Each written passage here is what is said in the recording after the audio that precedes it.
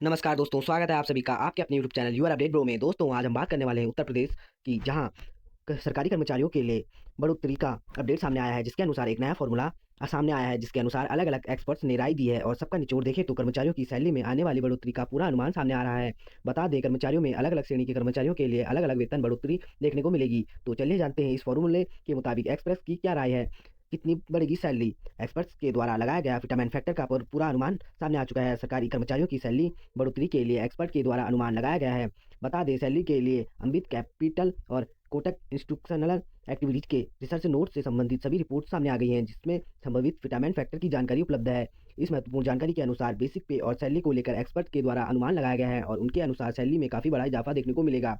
बता दें, brokerage farm की तरफ से भी सरकारी कर्मचारी की सैलरी पर पड़ने वाले असर की रिपोर्ट दी गई है और विटामिन फैक्टर की चर्चा काफ़ी बढ़ गई है। इससे यह सब पता लग रहा है कि बेसिक पे और सैलरी में कितनी बढ़ोतरी देखने को मिलेगी।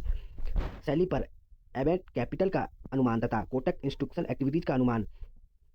अम्बित कैपिटल के द्वारा 9 जुलाई को एक रिपोर्ट जारी की गई थी, जिसके अनुसार विटामिन फैक्टर 1.83 बताया जा रहा था और इसके अनुसार सैलरी में 14% की बढ़ोतरी देखने को मिलती है। अनुमान सही होता है तो, परंतु अगर 2.15 की रेंज में विटामिन फैक्टर रखें तो सैलरी पर 34% तक की बढ़ोतरी होगी और एडमिट कैपिटल के द्वारा लगाए गए अंतिम अनुमान के अनुसार 2.46 विटामिन फैक्टर रहता है तो सैलरी में 54% तक की बढ़ोतरी होती है।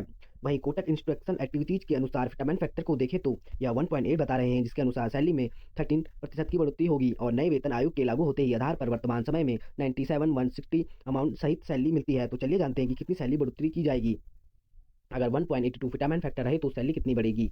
अगर दोनों आंकड़ों को देखें तो 1.82 विटामिन फैक्टर बड़ा सामने आता है और इस पर आगे बढ़कर देखें, अगर ट्रीटमेंट फैक्टर इतना ही रहता है तो वेतन 14% बढ़ेगा, यानी कि 11 40 59 52 97 रुपये तक हो जाएगा तथा अगर 2.15 रखा जाता है तो वेतन 34% तक से बढ़ेगा और 136203 रुपये तक पहुंच जाएगा। और अगर विटामिन फैक्टर को और आगे बढ़ते हैं तो 2.46 विटामिन फैक्टर के अनुसार सैलरी में आने वाले इजाफा को देखते हैं तो 54 की बढ़ोतरी की जाएगी, जिसके अनुसार 10 51 66 तक की सैलरी बढ़ेगी और यह बढ़ोतरी अलग अलग रिपोर्ट के अनुसार अलग अलग विटामिन फैक्टर के अनुसार बताई गई है।